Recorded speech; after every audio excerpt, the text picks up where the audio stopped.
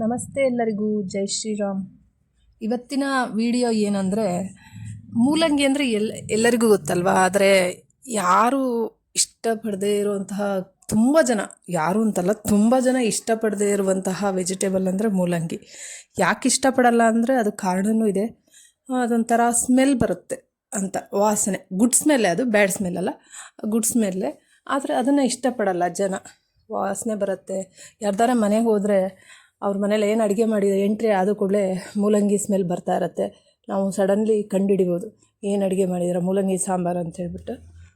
ಆದರೆ ಇವಾಗ ನಾನೇನು ಹೇಳಕ್ಕೆ ಬಂದಿದ್ದೀನಿ ಅಂದರೆ, ಸ್ಮೆಲ್ ಬರ್ದೇ ಮೂಲಂಗಿ ಪಲ್ಯ ಹೇಗೆ ಮಾಡೋದು ಅಂತ. ಸಾಂಬಾರು ಮಾಡೋಕ್ಕಾಗಲ್ಲ, ಸಾಂಬಾರು ತಿಂದರೆ ನನಗೆ ಸ್ಮೆಲ್ ಬರುತ್ತೆ, ಅದು ಇಷ್ಟ ಆಗೋಲ್ಲ ಸ್ಮೆಲ್ ಅಂತ ಹೇಳೋರು ಮೂಲಂಗಿ ಪಲ್ಯ ಮಾಡಿ ತಿನ್ನಿ, ತುಂಬ ಚೆನ್ನಾಗಿರುತ್ತೆ. ಒಂದು ಸರಿ ಮಾಡಿದರೆ ಮತ್ತೆ ಮತ್ತೆ ಮಾಡಿ ತಿನ್ನುವಷ್ಟು ಚೆನ್ನಾಗಿರುತ್ತೆ. ಯಾರು ಇಷ್ಟ ಇಲ್ವೋ ಅವರೆಲ್ಲರೂ ತಿಂತೀರ, ಅಷ್ಟರ ಮಟ್ಟಿಗೆ ಈ ಪಲ್ಯ ಚೆನ್ನಾಗಿರುತ್ತೆ. ಅದನ್ನು ಹೇಳೋ ಮೊದಲು ಯಾರೆಲ್ಲ ನನ್ನ ಚಾನಲ್ಗೆ ಸಬ್ಸ್ಕ್ರೈಬ್ ಆಗಿಲ್ಲ, ಸಬ್ಸ್ಕ್ರೈಬ್ ಮಾಡ್ಕೊಳ್ಳಿ. ಒಳ್ಳೊಳ್ಳೆ ವೀಡಿಯೋಗಳನ್ನ ಕಳಿಸ್ತೀನಿ. ಅದಲ್ಲದೆ ಮೂಲಂಗಿಲಿ ತುಂಬ ರೋಗ ನಿರೋಧಕ ಶಕ್ತಿ ಇರ್ಬೋದು, ಕೊಲೆಸ್ಟ್ರಾಲ್ ಕಡಿಮೆ ಮಾಡುವಂತಹ ಶಕ್ತಿ ಇರ್ಬೋದು, BP ಕಂಟ್ರೋಲ್ ಆಗುತ್ತೆ, ಶುಗರ್ ಕಂಟ್ರೋಲ್ ಆಗುತ್ತೆ. ಅದು ಸ್ಮೆಲ್ ಒಂದೇ ನಾವು ಹಿಡ್ಕೊಂಡು ತಿಂದೇ ಇದ್ದರೆ ನಮ್ಮ ಆರೋಗ್ಯದ ದೃಷ್ಟಿಯಲ್ಲಿ ಎಷ್ಟು ಒಳ್ಳೆಯದು ಮೂಲಂಗಿ ಅಂದರೆ. ಇವಾಗ ಸದ್ಯಕ್ಕೆ ಅದು ಎಷ್ಟು ರೇಟ್ ಜಾಸ್ತಿ ಇದೆಯೋ ಕಡಿಮೆ ಇದೆಯೋ, ಅದರ ದಿನದ ವೀಕ್ಲಿ ಒಂದು ಸರಿ ಮಾಡಿ ತಿನ್ನಿ, ಅದರಿಂದ ಆರೋಗ್ಯ ಎಷ್ಟು ಚೆನ್ನಾಗಿರುತ್ತೆ ನೋಡಿ. ಯಾರಿಗೆ ಕೊಲೆಸ್ಟ್ರಾಲ್ ಜಾಸ್ತಿ ಇದೆ ಅಂಥವರು ಈ ಮೂಲಂಗಿನ ತಿನ್ನೋಕ್ಕೆ ಸ್ಟಾರ್ಟ್ ಮಾಡಿ, ದಯವಿಟ್ಟು ಹೇಳ್ತೀನಿ, ತುಂಬ ಬೆಟರು. ಟಾಯ್ಲೆಟ್ ಆಗದೆ ಇರೋರು ಅವರು ಕೂಡ ಇದನ್ನು ತಿನ್ನೋಕ್ಕೆ ಸ್ಟಾರ್ಟ್ ಮಾಡಿ. ಇದನ್ನು ಹೇಗಂದರೆ, ಇದು ತುಂಬ ಪೊಟ್ಯಾಸಿಯಮ್ಮು, ವಿಟಮಿನ್ C ಎಲ್ಲ ಇರೋದ್ರಿಂದ ಏನಂದರೆ ತುಂಬ ಆರೋಗ್ಯದ ದೃಷ್ಟಿಯಿಂದ ಒಳ್ಳೆಯದು.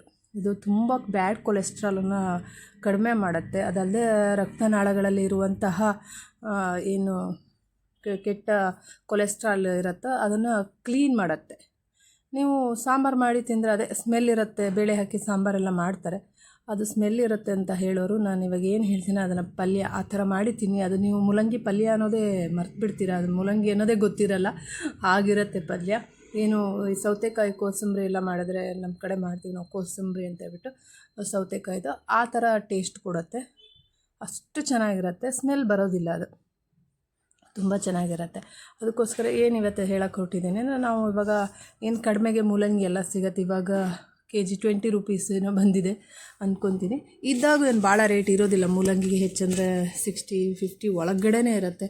ಅದೇನು ಜಾಸ್ತಿ ರೇಟ್ ಏನು ಇರೋದಿಲ್ಲ ಮೂಲಂಗಿಗೆ. ಬಟ್ ವೀಕ್ಲಿ ಒನ್ಸ್ ತಿನ್ನಿ, ತುಂಬ ಚಪಾತಿ, ರೊಟ್ಟಿ, ರೈಸ್ ಜೊತೆಗೂ ಕೂಡ ತುಂಬ ಚೆನ್ನಾಗಿರುತ್ತೆ ಮೂಲಂಗಿ ಪಲ್ಯ. ನೀವು ಮಾಡಿ ತಿಂದು ನೋಡಿದ್ರೆ ಹೇಳ್ತೀರಾ, ಇನ್ನೊಂದು ಸರಿ ಮಾಡೋಣ ಹೌದಾ ಅನ್ನೋ ಥರ. ನಮ್ಮ ಮನೆಗೂ ಒಂದು ಸರಿ ಗೆಸ್ಟ್ ಬಂದಾಗ ನಾನು ಇದೇ ಮೂಲಂಗಿ ಪಲ್ಯನೇ ಮಾಡಿದ್ದೆ. ಅವ್ರು ಯಾವ ತರಕಾರಿ ಇದು ಪಲ್ಯ ಮಾಡಿದ್ದೀರಲ್ಲ ಅಂತ ಕೇಳಿದರು. ಮೂಲಂಗಿ ಅಂದರೆ ಅವ್ರು ನಂಬಲೇ ಇಲ್ಲ. ಹೌದು ಮೂಲಂಗಿಲೇ ಮಾಡಿರೋದು ಅಂದರೆ, ಮೂಲಂಗಿ ಸ್ಮೆಲ್ಲೇ ಬರ್ತಾ ಇಲ್ವಲ್ಲ ಅಂತ. ಹಾಗೆ ಮಾಡಿ, ಅದಕ್ಕೋಸ್ಕರ ಎಲ್ಲರ ಮನೇಲೂ ಮಾಡ್ಕೊಳ್ಳಿ. ಈಗ ಆರೋಗ್ಯದ ದೃಷ್ಟಿಯಿಂದ ಮಾಡ್ಕೊಂಡು ತಿನ್ನಿ ದಯವಿಟ್ಟು. ಇದನ್ನು ಹೇಗೆ ಮಾಡೋದು ಅಂದರೆ, ಮೂಲಂಗಿ ಏನು ತೊಗೊಂಡ್ಬಿಟ್ಟು ಅದನ್ನು ತುರಿದ್ಬಿಟ್ಟು, ಸಿಪ್ಪೆ ತೆಗೆದು ತುರಿದು ನೀಟಾಗಿ ಇಟ್ಕೊಂಡು, ಒಂದು ಸ್ವಲ್ಪ ರಸ ಬೇಕಾದ್ರೆ ಅದರ ಹಿಂಡ್ಬೋದು. ರಸ ಬೇಕಂದರೆ ಅದು ನೀರು ಬಿಟ್ಕೊಳ್ಳುತ್ತೆ, ಸೌತೆಕಾಯಿ ಥರ ನೀರು ಬಿಟ್ಕೊಳ್ಳುತ್ತೆ. ಇದ್ದರೆ ಒಳ್ಳೆಯದು. ಆ್ಯಕ್ಚುಲಿ ಇದ್ದರೆ ನಮಗೆ ಕೊಲೆಸ್ಟ್ರಾಲ್ ಎಲ್ಲ ಕಡಿಮೆ ಮಾಡೋಕ್ಕೆ ಅದು ಬೆಟರ್ ಆಗುತ್ತೆ. ಬೇಡ ಅಂದರೆ ಸ್ವಲ್ಪ ಅದನ್ನು ಹಿಂಡಿದ್ರೆ ನೀರು ಬರುತ್ತೆ, ಆ ನೀರನ್ನ ತೆಗೆದ್ರೆ ಆಯಿತು. ಫಸ್ಟ್ ಏನು ಮಾಡಬೇಕಂದ್ರೆ, ಅದನ್ನು ತುರಿದುಕೊಂಡು ಅದಕ್ಕೆ ಫಸ್ಟು ಕಡಲೆಬೇಳೆ, ಉದ್ದಿನಬೇಳೆ, ಹಾಗೆ ಸಾಸಿವೆನ ಒಗ್ಗರಣೆಗೆ ಹಾಕಬೇಕು. ಅದಾದ ನಂತರ ಈರುಳ್ಳಿ, ಬೆಳ್ಳುಳ್ಳಿ ಸ್ವಲ್ಪ ಸುಲಿದಿಟ್ಕೊಂಡು, ಒಂದು ಇಡೀ ಬೆಳ್ಳುಳ್ಳಿ ತೊಗೊಂಡು ಜಜ್ಜಿಬಿಟ್ಟು ಅದು ಸಿಪ್ಪೆನ ಸುಲಿದ್ಬಿಟ್ಟು ಇಟ್ಕೊಂಬಿಡಿ. ಒಂದು ಹಸಿಮೆಣಸು, ತಿನ್ನೋರು ಹಸಿಮೆಣಸು ಎಷ್ಟು ಖಾರ ಬೇಕೋ ಅಷ್ಟು ಹಾಕ್ಕೊಡಿ. ಆ್ಯಕ್ಚುಲಿ ನಾವು ಹಸಿಮೆಣಸು ತಿನ್ನೋದಿಲ್ಲ, ಆದರೂ ಕೂಡ ನಾನು ನಮ್ಮ ಮನೆ ಪಾಟಲ್ಲಿ ಗಿಡ ಹಾಕಿದ್ದೆ, ಅದರಲ್ಲಿ ಒಂದು 10 ಹಸಿಮೆಣಸು ಬಿಟ್ಟಿದೆ. ಅದರಲ್ಲೇ ಒಂದು ದಪ್ಪ ಆಗಿತ್ತು, ಅದನ್ನು ತೊಗೊಂಬಂದು ಹಾಕಿದ್ದೆ. ಆ್ಯಕ್ಚುಲಿ ನಾನು ಜೀರಿಗೆ ಮೆಣಸು ಏನು ತೋರಿಸ್ತಾ ಇದ್ದೀನೋ ಅದನ್ನು ನಾನು ಊರಿಂದ ತೊಗೊಬಂದು ಇಟ್ಕೊಂಡಿರ್ತೀನಿ, ಅದನ್ನೇ ಪುಡಿ ಮಾಡಿ ಇಟ್ಕೊಂಡಿರ್ತೀನಿ. ಅದು ಎಷ್ಟು ಬೇಕೋ ಖಾರ ನಮಗೆ ಎಷ್ಟು ಬೇಕೋ ಅಷ್ಟು ಹಾಕ್ಕೊಂಡು ನಾವು ತಿಂತೀವಿ. ಹಸಿಮೆಣಸು ಯೂಸ್ ಮಾಡೋರು ಮಾಡ್ಕೋಬೋದು, ಚೆನ್ನಾಗಿರುತ್ತೆ. ಅದೇ ರೀತಿ ಈರುಳ್ಳಿ ಸ್ವಲ್ಪ, ಟೊಮೆಟೊ ಸ್ವಲ್ಪ ಅರಿಶಿನ, ಹಾಗೆ ಸ್ವಲ್ಪ ಜೀರಿಗೆ, ಸ್ವಲ್ಪ ಉಪ್ಪು, ಇದಿಷ್ಟು ಬೇಕಾಗತ್ತೆ ಅಷ್ಟೇ. ಫಸ್ಟು ನೀಟಾಗಿ ಏನು ಎಣ್ಣೆ ಹಾಕ್ಕೊಂಡು, ಸ್ವಲ್ಪ ಎಣ್ಣೆ ಹಾಕ್ಕೊಂಡು ಅದರಲ್ಲಿ ಚೆನ್ನಾಗಿ ಫ್ರೈ ಮಾಡ್ಕೊಳ್ಳಿ. ಕಡಲೆಬೇಳೆ, ಉದ್ದಿನಬೇಳೆ, ಆಮೇಲೆ ಬೆಳ್ಳುಳ್ಳಿ, ಹಸಿಮೆಣಸು ಮತ್ತು ಸಾಸಿವೆ ಇಷ್ಟನ್ನು ಚೆನ್ನಾಗಿ ಫ್ರೈ ಮಾಡ್ಕೊಳ್ಳಿ. ಸ್ವಲ್ಪ ಬ್ರೌನ್ ಬರೋ ಥರ ಫ್ರೈ ಮಾಡ್ಕೊಳ್ಳಿ, ಚೆನ್ನಾಗಿರುತ್ತೆ. ಸ್ವಲ್ಪ ಟೇಸ್ಟ್ ಚೆನ್ನಾಗಿರುತ್ತೆ. ಈ ಬೆಳ್ಳುಳ್ಳಿ ಫ್ಲೇವರ್ ಇದೆಯಲ್ಲ, ಅದು ಸಖತ್ತಾಗಿರುತ್ತೆ. ಸ್ವಲ್ಪ ಅದು ಫ್ರೈ ಆಗಿಬಿಟ್ರೆ ಒಂಥರ ಫ್ಲೇವರ್ ಚೆನ್ನಾಗಿರುತ್ತೆ. ಆ ಫ್ಲೇವರು ತುಂಬ ಇಷ್ಟ ಆಗುತ್ತೆ. ಅದು ಪಲ್ಯದಲ್ಲಿ ಆ ಥರ ಆ ಫ್ಲೇವರ್ ಸ್ಮೆಲ್ ಬರ್ತಾಯಿದ್ರೆ ಒಂಥರ ಬೆಳ್ಳುಳ್ಳಿ ಚೆನ್ನಾಗಿ ಅನಿಸುತ್ತೆ. ಅದಕ್ಕೋಸ್ಕರ ಅದಾದ ನಂತರ ಅದು ಬ್ರೌನ್ ಆದಮೇಲೆ ಈರುಳ್ಳಿನ ಸ್ವಲ್ಪ ಹಾಕ್ಕೊಳ್ಳಿ. ಒಂದು 3-4 ಮೂಲಂಗಿ ತೊಗೊಂಡ್ರೆ ಒಂದು ಈರುಳ್ಳಿ ಸಾಕು. ದೊಡ್ಡದಾದರೆ ಒಂದು ಈರುಳ್ಳಿ ಸಾಕು. ಹಾಗೆ ಒಂದು ಟೊಮೆಟೊ ಸಾಕು. ಒಂದು ಟೊಮೆಟೊವನ್ನು ತೊಗೊಳ್ಳಿ. ಈರುಳ್ಳಿನೂ ಕೂಡ ಅಷ್ಟೇ ಬ್ರೌನ್ ಆಗೋ ಥರ ಹುರಿಬೇಕು, ಚೆನ್ನಾಗಿ ಹುರಿಬೇಕು. ಅದಕ್ಕೆ ಸ್ವಲ್ಪ ಉಪ್ಪನ್ನು ಹಾಕಿದ್ರೆ ಚೆನ್ನಾಗಿರುತ್ತೆ. ಆವಾಗಲೇ ಉಪ್ಪು ಹಾಕಿದರೆ ಒಂಥರ ಬೇಗ ಬೇಯುತ್ತೆ. ಇದು ಏನಂದರೆ ಈರುಳ್ಳಿ ಬೇಗ ಬೆಂದ್ಕೊಂಡ್ಬಿಡುತ್ತೆ. ಅದರಿಂದ ಆವಾಗಲೇ ಸ್ವಲ್ಪ ಉಪ್ಪು, ಸ್ವಲ್ಪ ಅರಿಶಿಣ, ಹಾಗೆ ಜೀರಿಗೆ ಮೆಣಸು ಹೇಳಿದ್ನಲ್ಲ, ಜೀರಿಗೆ ಮೆಣಸು ಪೌಡ್ರು, ಸ್ವಲ್ಪ ಜೀರಿಗೆ ಕೂಡ, ಜೀರಿಗೆ ಮತ್ತು ಜೀರಿಗೆ ಮೆಣಸು ಪೌಡ್ರು ಎರಡೂ ಕೂಡ ಹಾಕಬೇಕು. ಅದಾದಮೇಲೆ ಸ್ವಲ್ಪ ಅದು ಹಾಗೆ ಫ್ರೈ ಮಾಡಬೇಕು. ಒಂದು ಸ್ವಲ್ಪ ಹೊತ್ತು ಚೆನ್ನಾಗಿ ಫ್ರೈ ಆಗಬೇಕು. ಅದಾದ ನಂತರ ಟೊಮೆಟೊ ಹಾಕಿ. ಟೊಮೆಟೊನೂ ಕೂಡ ಅಷ್ಟೇ ಚೆನ್ನಾಗಿ ಸ್ನ್ಯಾಶ್ ಆಗಬೇಕು, ಒಂಥರ ಪೇಸ್ಟ್ ಥರ ಬರಬೇಕದು. ಆವಾಗಲೇ ಚೆನ್ನಾಗಿರುತ್ತೆ. ನಾನೇನು ತೋರಿಸ್ತಾ ಇದ್ದೇನೆ ಆ ಜೀರಿಗೆ ಮೆಣಸಿನ ಪುಡಿ ನೋಡಿ, ಅದು ತುಂಬ ಚೆನ್ನಾಗಿರುತ್ತೆ. ಅದು ತಂಪು ಅಂತಾರೆ ಅದನ್ನು, ಹೀಟಲ್ಲ. ಅದು ಬೇರೆ ಹಸಿಮೆಣಸೆಲ್ಲ ತಿಂದರೆ ಹೀಟ್ ಆಗುತ್ತೆ ಅಂತಾರೆ. ಇದು ಜೀರಿಗೆ ಮೆಣಸು ಬೇರೆ ಬೇರೆ ಅಂಗಡಿಗಳಲ್ಲೆಲ್ಲ ಸಿಗುತ್ತೆ, ಮಲೆನಾಡು ಶಾಪಲ್ಲೆಲ್ಲ ನಾವು ಊರಿಂದ ತಂದು ಪುಡಿ ಮಾಡಿ ಇಟ್ಕೊಂಡಿದ್ದೀನಿ ಆ್ಯಕ್ಚುಲಿ. ಅದು ಹಾಗೆ ನಮ್ಮ ಮನೇಲಿ ಸ್ಟಾಕ್ ಇರುತ್ತೆ. ಆಮೇಲೆ ಟೊಮೆಟೊನ ಹಾಕಿ ಚೆನ್ನಾಗಿ ಹೇಳಿದ್ನಲ್ಲ ಪೇಸ್ಟ್ ಆಗೋ ಥರ ಅದನ್ನು ಫ್ರೈ ಮಾಡ್ಕೊಳ್ಳಿ. ಚೆನ್ನಾಗಿ ಮುಚ್ಚಿಟ್ಟು ಸ್ವಲ್ಪ ಬೇಯಿಸಿ. ಆವಾಗ ಚೆನ್ನಾಗಿ ಬೇಗ ಪೇಸ್ಟ್ ಥರ ಆಗಿಬಿಡುತ್ತೆ. ಆವಾಗ ಅದಾದ ನಂತರ ಅದು ಪೇಸ್ಟ್ ಏನು ಆಗುತ್ತಾ ಅದ ನಂತರ ಈ ಮೂಲಂಗಿನ ತುರ್ದ್ಕೊಂಡಿರ್ತೀವಲ್ಲ, ಆ ತುರಿದಿರೋ ಮೂಲಂಗಿನ ಹಾಕಿ. ಆ ಮೂಲಂಗಿ ಹಾಕಿ ಒಂದು 2 ಮಿನಿಟ್ಸ್ ಅಷ್ಟೇ ಬಿಡಬೇಕು. ಅದನ್ನು ಮೂಲಂಗಿನ ಬೇಯಿಸಬಾರ್ದು, ಜಾಸ್ತಿ ಹೊತ್ತು ಬೇಯಿಸಬಾರ್ದು.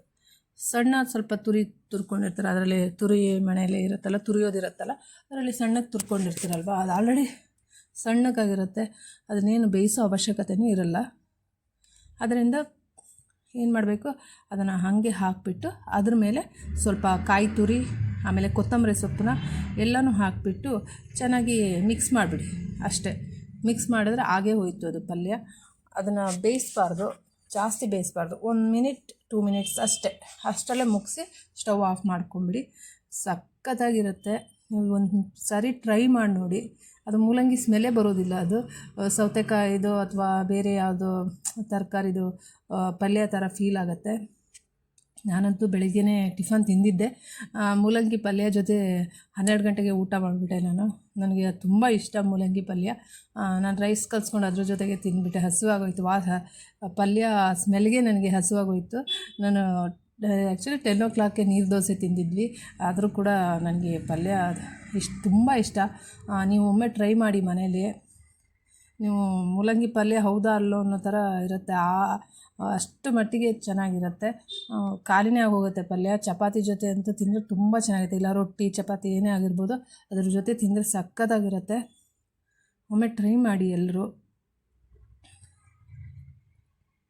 ಯಾರ್ಯಾರಿಗೆ ಇಷ್ಟ ಆಯಿತು ಒಂದ್ಸರಿ ಕಾಮೆಂಟ್ ಮಾಡಿ. ಯಾರ್ಯಾರು ಮನೇಲಿ ಮೂಲಂಗಿ ಪಲ್ಯ ಎಲ್ಲ ಮಾಡ್ಕೊಂಡು ತಿಂತೀರಾ ಅವರು ಕೂಡ ಕಾಮೆಂಟ್ ಮಾಡಿ. ಆದಷ್ಟು ಹೆಲ್ತ್ಗೆ ಬೆನಿಫಿಟ್ಸ್ ಇದು. ಯಾಕಂದರೆ ತುಂಬ ಆರೋಗ್ಯದ ದೃಷ್ಟಿಯಿಂದ ಮೂಲಂಗಿ ಇದೆಯಲ್ಲ ತುಂಬ ಒಳ್ಳೆಯದು. ಈ ಶುಗರ್ನ ತುಂಬ ಕಂಟ್ರೋಲ್ ಮಾಡುತ್ತೆ ಅಂತ ಹೇಳ್ತಾರೆ. ಹಸಿ ಮೂಲಂಗಿ ಶುಗರ್ನ ಕಂಟ್ರೋಲ್ ಮಾಡುತ್ತೆ.